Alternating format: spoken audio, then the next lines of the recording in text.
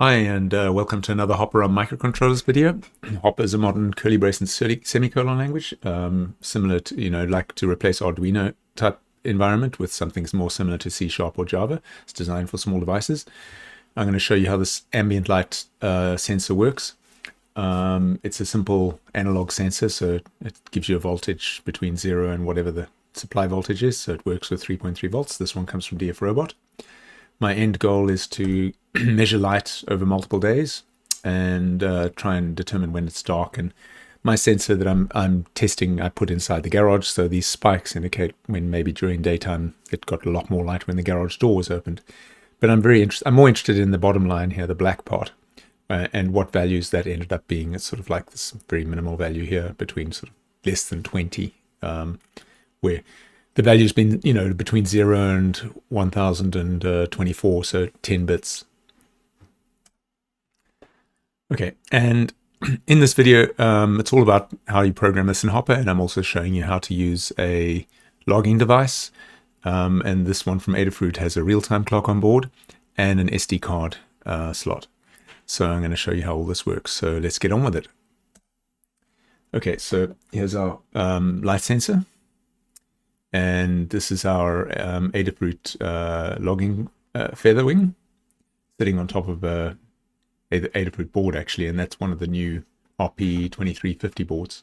So, brand new microcontrollers just come out. And I've actually got, if we look here, I've got an SD card already in this slot, right? So,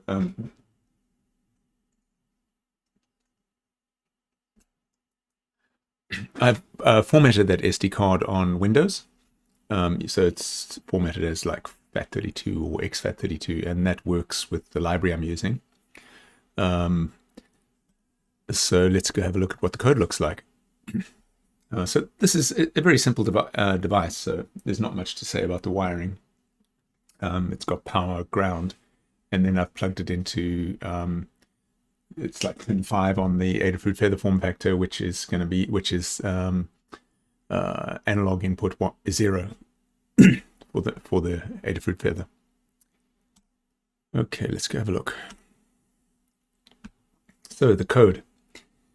I'll show you if diagnostics, just so that I can have different output to the serial console when I'm running in the debugger, and or when I care or when I don't. So when I'm doing diagnostics, every time I run around here, which is every second, I can output a line. Whereas if I don't want that much output to the screen, I can output a dot.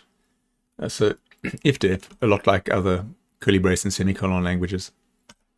So you get, you can say if defined, if end-if, all that. So it works the same way in Hopper.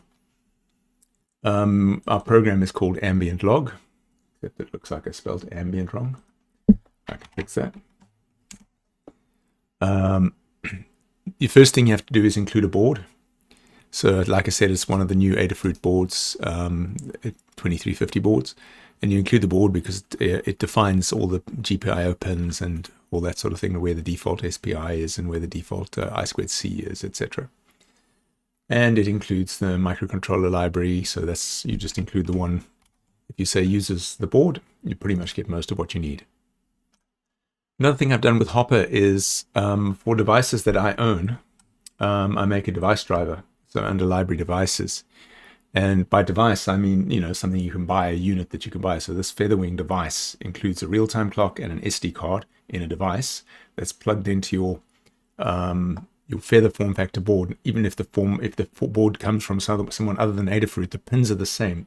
So if you just include the device, then you can just call it, it's a real-time clock device, RTC device. You just call that begin, RTC device begin.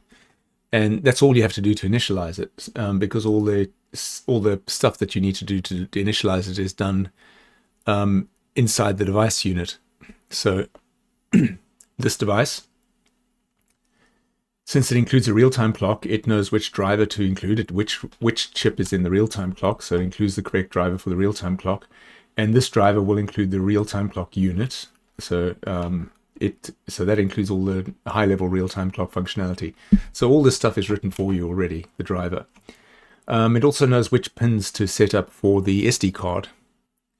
and then, you know, and what the initialization should be for the real-time clock, like which SPI address it is and all that. Okay, so that's all set up and done. Then I'm including datetime for some utility functions for datetime, so parsing a date into the day of the year, or parsing a time into the minutes of the day, to log it so that I could bring it back to my PC and unplug that SD card and put it into my PC and take it into my Google Sheet. I need to save the log somewhere. The Hopper file system on microcontrollers starts at root, and you can create subfolders off the root on your drive. But there's a special subfolder which is SD, and SD exists if there's an SD card mounted through through the SD unit. So the SD unit, let's go have a look at it. It doesn't do very much. I right-click on definitions to go to them. So this is the SD unit. And it just gets configured to where SPI is and what the CS pin is, chip select pin, and then it's only got two real methods, mount and eject. And mount and eject will add it to the current file tree in Hopper or take it away again. So it sits under the file tree under in a fake folder called /SD. And the way you mount it is, you know, SD mount, and then when you're done with it, you eject it. And I do that every time because you've got to pair these. And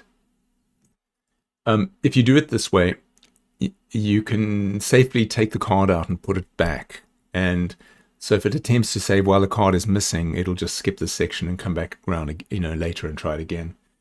So you can take the card out the device, you know, walk across to where your computer is, put it in your desktop computer, read it, take it back, plug it back in again, and you won't interrupt the process of recording multiple days of. It's reliable. It can survive. That's why it says attempt save. It'll just keep attempting. And which brings me to what are we saving? So you can see it's got a for each loop here. For each log in data, and then log is a variable, probably a member of a list, and log seems to have its own properties in it, or its own members. I don't know why we're saving light twice here. That looks like a bug. There we go. And then, yeah, appends those. So the file saving process is create the file. So it's actually overwriting it every time. Create the file from this log path, which is a constant. If we right click on that, we can see the constant here is in the subfolder called logs data.csv. Control backspace to go back.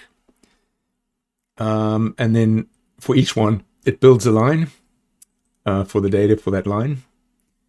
And then appends that line to the file. F is the file type. And it puts an end of line on the end of the file as well, on the end of that line too. So there's one record per line. So it's a CSV file, a comma separated value file with one record per line. And it checks to see valid. So after any file operation, you can check is valid on that file. And no file operation will ever fail. But as soon as you get a not valid, it means something failed. And we could probably put that, we don't need to check it every time. So that's an example of something we can put in the diagnostic like this. And we don't need to output what we, like that too, like what we're saving, the same line here, being output to the serial console. Once you're done writing to it, you have to flush it. And this is actually an atomic operation. It actually keeps this in a buffer, and then if you don't do this, nothing will happen. This is where it actually creates and writes the file. And you only really need to check after flush if it's valid, because if it's invalid here, it'll just keep failing here without crashing or anything, and it just won't do anything. So it's good to check at the end when you did your flush, which is like a close, to make sure that you flushed safely, and then you can eject the SD card. Okay, so that's how we're saving to the file. But what are we saving? What is this data? So let's have a look at that. So data is a list of something called log, and log is a record. And I think C# has records now as well. They're sort of like classes without code. but it really, I took this from Pascal, which has records. And you can put any types as members of records, including other records. And if you give the names of the record members are uppercase, then they're public, which means if some other, you can pass this type to another unit and it'll be able to access them. If you make them lowercase first letters, then they're private and they can only be seen from the unit in which the record is defined. So public and private works the same way. Log frequency. For my data, I did it every 15 minutes. So if we go and have a look at that, I was logging every 15 minutes, so every quarter of an hour through the day. But for testing, I've made it every 2 minutes, just so that we don't have to sit and wait around as long. Yeah, so that's what that is. And it's basically just doing a mod on that based on the, the current minutes of the day to see when it's hit that point. Right. Let's go to the main program. So we initialize our data logger. Yeah, we should probably exit the program if that fails, so we can return if that fails. This is an interesting one. Set the real-time clock from the debugger. So what this does, we can actually look at it because it's written in Hopper. Right-click on it, set from debugger, right? It says if I'm not in the debugger, just return. And bool here, in Hopper, all variables are set to either empty or null or zero, the zero value on initialization. You don't have to manually initialize anything. So this means bool false. So success is false. So if it says, am I running in the debugger right now? And it's false, it'll just break out of there and return false. So set from debugger will return false if it didn't set from the debugger. If it is in the debugger, it'll get runtime, date time. This is an interesting API. It only runs in the debugger. And because this is running on the microcontroller, this instruction on the microcontroller makes it send a monitor command across the serial port to your Windows computer to say what's the date and time. So it gets the date and time on the microcontroller. It goes and fetches the date and time from the Windows computer and gets it in a string like the UTC format string as per this. So this is the format of the string it comes back. Chops off the first 10 characters for the date. Chops off the last 10 characters for the time. And these assignments are properties of real-time clock, which are set. They're set in the driver like this. So if you go and look at the driver, you'll see there's some code to actually program the real-time clock in the device. So this is how you set date and time, and changes the reset status, which is kind of useful as well. Sometimes it's used, sometimes it's not. Some real-time clocks keep track of when they were last reset or when they lost power and that sort of thing. So that's why this API is here. But I know this one I'm using right now does nothing with this. It's probably a no-op. And then it'll send a diagnostic to the serial connection, to the serial console to your debugger, so that you can see that it was set from the debugger and true and return true. So that's what that API does. So control backspace, we go back to where we were. Set from the debugger. So if you reboot it and it's not connected to the debugger, just unplug the power, plug it in again, then this will do nothing. It'll just skip straight past it. And this thing on the left is a discarder. So in this case, I'm using the return value. So if not that, go in here. In this case, I'm just ignoring the return value because I don't care if the clock was reset or not. Most of the time, since it has a little battery in it, it's just going to keep the time from the last time it was set. So as long as I see once that it was set, I'm pretty good. All right, how's the program work? Ticks, accumulator, samples, right? So ticks, I've got a delay here, and this is from the time unit, time delay. There's no other delay, so I don't need to qualify it, but I can to make it clearer here. So every second, this is 1,000 milliseconds. Every second it increases the tick. If it gets to 60, it's approximately a minute. I say approximately because there's time used by these other instructions too, not just by the delay. But when it gets to 60 ticks, so it's been through this loop 60 times, then it calls into this if statement and does a bit more. But on the usual, when it's running around here, once every second, it's adding the amount of light it's getting from the analog read from A0, which is where this little pin's plugged into, putting it into light as a uint, and appending it to accumulator, which is a long, and that's because 60 times 1024 barely fits into a uint. So, it's 64,000 something. Well, it doesn't fit into a uint. It would overflow from to hex 1 with 4 zeros. Is that right? Yeah, it would. Yeah. Or, it would be, that would be 64 times. So 60 should fit. So this should fit in a uint. But I've got long, so I might as well use it. Yeah, it's 60, not 64, so it should fit in a uint. Since the maximum is only 1024. But I actually didn't know the maximum was, it isn't 1024. Yeah, it is. It is. It is 1024. But I didn't know that at the time with this device. Although, yeah, it could be more than 1024 there. Anyway, I digress. And then I count the number of samples here, right? Which is always going to be 60, really. So when Tix gets to 60, oh no, it does go beyond 60. It goes to 60 times my log frequency, so it could be 15 times 60, and right now it's 2 times 60 since I'm logging every 2 minutes now, whereas in my test version I was logging every 15 minutes.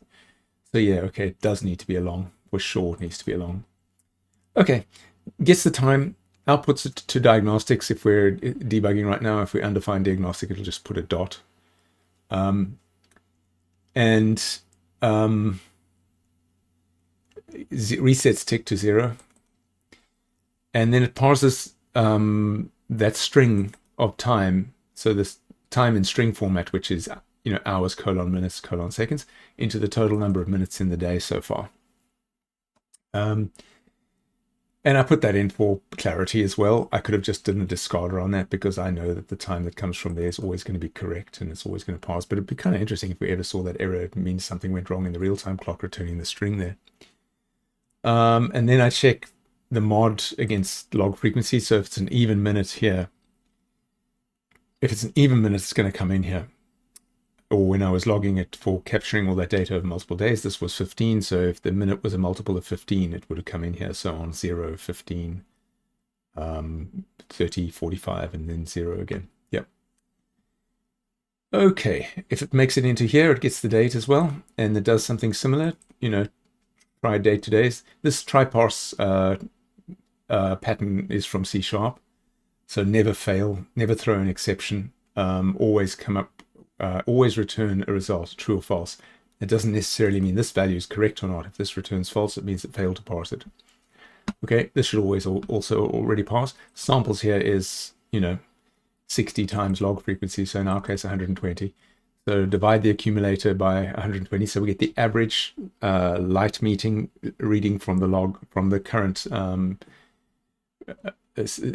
of minutes we're logging in. And then it makes a record and appends it to the list. So output to diagnostics here for us. After 2 minutes, this is the day of the year. This is the minute of the day. This was the average light reading. It creates a little local record. And like I said, it's all 0 initialized if you don't initialize anything. So all the members of the record were 0 initialized. But now I just assign them to these, which are all, and this is a conversion. Accumulator to uint.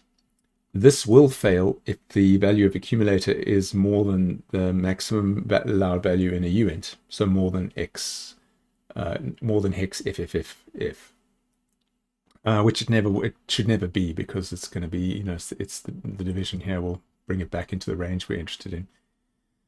And then this is how you append a record to a list of records. And then it calls attempt save, which we've seen before. So if this fails, it doesn't matter. It'll come around and do it again, because for this entire run, it just keeps building this list. And in my case, I managed to keep building this list for, more than a week, because, there's no limit to the length of the list, and all that memory is managed for you by Hopper. Anyway, that's what it does. Let's build it. So F7 to build. You can say pre-processing, compiling, generating the code, success. And I did switch that off so we can run the debug. I turned optimization off so that the debugger is easier to follow. Now we press F5 to launch it into the debugger. And we've loaded up into the debugger. And I press F10 to execute. Okay. So we're waiting on to initialize the real-time clock. You can see the gray bar where it is now. F10, and then now we're going to do the set from debugger. Is it running in the debugger? We should get some output if it is, so let's do that. And then we see in the serial log here that it did set it from the debugger, and that's today's date and the current time. And then initialize ticks and that and that. And as you can see here in the debug output window, they're all initialized to 0. And if we analog read here, we should get a light reading. And the light reading was 388. And now we're going to add it to our accumulator, and we're going to increment samples. So our accumulator, increment samples. So what you're witnessing here is pretty unique in the sort of Arduino style development for these microcontrollers, in that we've got a first class debugger here, full symbolic debugger, source level, and it's running across the same serial port that I uploaded my program with. There's no extra hardware, there's no debugging interface, like required. You just, there's a lot of getting started videos. I've got several for on the channel of how you get Hopper firmware onto there. It's similar to how you get MicroPython firmware onto a Raspberry Pi Pico. You just simply drag and drop a UF2 card across. You install this development environment on Windows. It's a single executable. Just run it. It's very quick to get started. Okay, it waits for a second. Increments ticks. Is tick 60? It shouldn't be. Should jump past it. Jump back around. Gets another one. Adds to our little log again. Samples. There we go. And then we can put a breakpoint in here to say when it gets to 60, we want to break over there. And then over here, we want to hit a breakpoint when the total minutes mod log frequency is an even number. And then I hit F5 to just run until it hits the breakpoint, right? And obviously it's going to count up to 60 seconds, but I'm going to pause the video so you don't have to sit through it. Okay, I'm running again, and you didn't miss much. Here we are about to hit 60. There we go. And now we've arrived at this point. There's a little red dot in the left here saying this is where there's a breakpoint on the lines with a red dot, but the gray bar shows that's where the debugger is now, as opposed to a red bar saying there's a breakpoint there. So we get the time.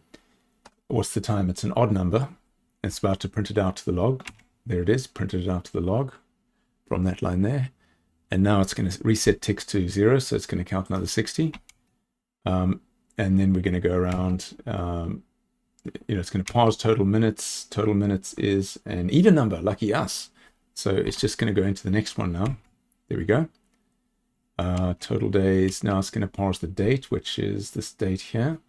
And let's go have a look at the source code of this function. So F11 to step into it. Here's how it does the total days calculation. So what are we looking at here? Oh, it's breaking the date into 4 pieces. So year, month, day. And then it's just it's doing a while loop to go through and get the number of days in the month to append them as it goes. And it'll eventually add, so that's to go through the months and then to add the day. And then it's also got an is leap year that it tries here if the month is February. So let's put a breakpoint on is leap year. There we go, we're on that one. And we can step into that one with F11. And there we go, that's is leap year calculation. Are we in a leap year? Yes, we are. It's 2024. So leap year is true. So that'll get us an extra day. There you go. So this is the code. A lot of Hopper is written in Hopper. Anyway, put a breakpoint on the return here. So the day of the year is currently 337 total days. Yeah, total days. So you see this is the call stack on the right, and this is the method we're in, and that variable is actually one of the arguments of the function. Anyway, let's get rid of that breakpoint. We can step out. Now it's going to average the samples, so it's going to take the samples here, which is, we've got 60 samples. The accumulator is 22,000. You can't see it behind the thing there, but that doesn't matter. You'll see it now. So the average was 382, which is kind of looks right looking at all these numbers.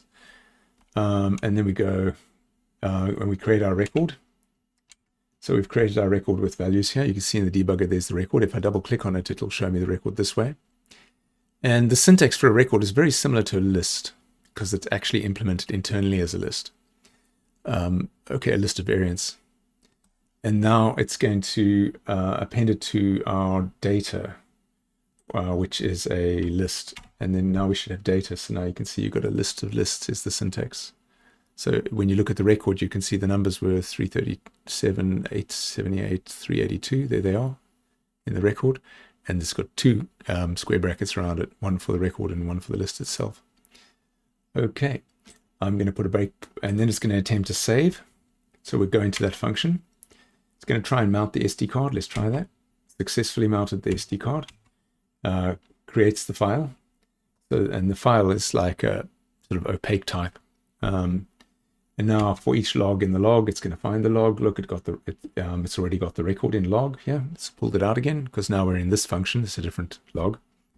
Makes a line out of it. There's our line, comma separated values.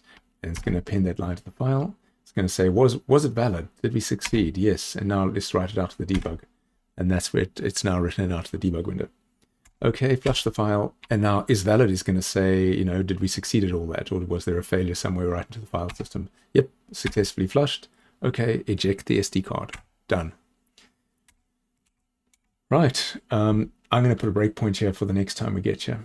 Oh, it's still there. I'm just going to leave that breakpoint there. So now I'm going to F5 until the next time we get there. And it's just going to keep on ticking. So I'm going to pause until we hit this breakpoint again, and then I'll be back with you. Pausing the video. And we've successfully hit our breakpoint. In the meantime, I moved the window up out of the way of the debug watch window. So here we are again on an even numbered time because we're logging every second minute. We go get our date. It's the same. And here are our samples on our. Looks like it's 4880. Our average is 406 this time. It's going to output the day of the year, the minute of the day, and the average of the light settings. It's going to set up another log here. And now we can see our current, if we append to data, we can't see data yet, but if we append to data, we should now see two records. So if I pull this up, we've now got two records in data. So now you get the idea of what those angle brackets do. And there's a comma in this list. So data is a list of records, first record, second record. And same thing's going to, if we attempt to save, it should successfully save. And there we go, and it flushed successfully. So if we look in the diagnostic here, we can see it flushed successfully. And it output those two lines. I've echoed them to the serial console. And I can run it again and take the card out and see what happens. So I'm going to get rid of that breakpoint, and we'll stop again after the next attempted save. And I'm hitting F5 here, and I'm going to take the card out.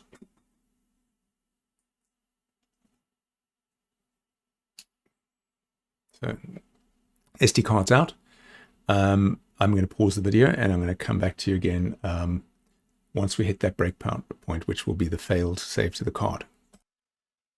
And we've hit our breakpoint, and you can see from the output in the serial console that we failed to initialize the SD card. But we did add another record, so we got 3 now. So, and it failed, you want to fail reliably and just carry on.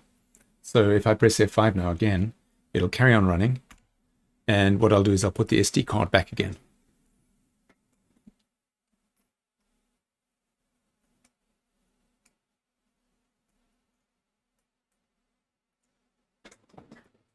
Right, so the SD card's back in, and I'm going to pause the video until we stop at the breakpoint again, and I reckon it should succeed at saving this time. And we hit our breakpoint again, and this time, since I put the card back in, we succeeded again. And we've now got 4 records in there. So we've been logging for like 8 minutes or so. Well, with the pauses in the debugger.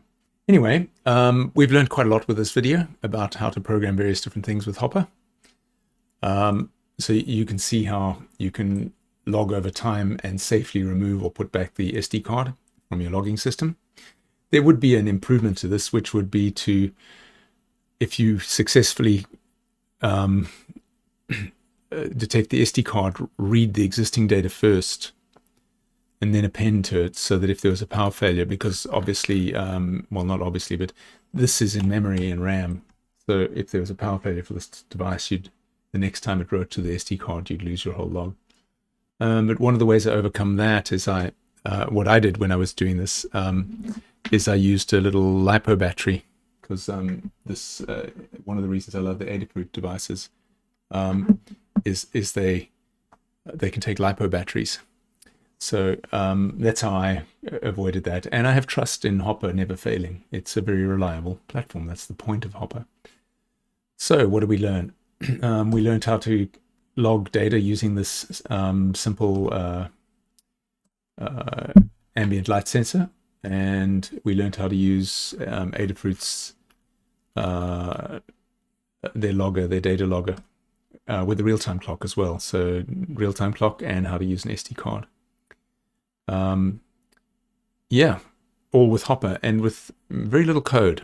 So, I mean, the whole thing is, 128 lines of code, and a lot of that is diagnostics, which you can get out of it as well. And I was running it not optimized either. All right, I'll put a gist in the description, which is linked to some source code, which is the sample code that I used in this demo. And I'll also point I'll add a link to where you can find the AdaFruit real-time clock, and where you can find the gravity sensor from DFRobot, the analog ambient light sensor. Yes, and I'll put a link to the Hopper repo on GitHub.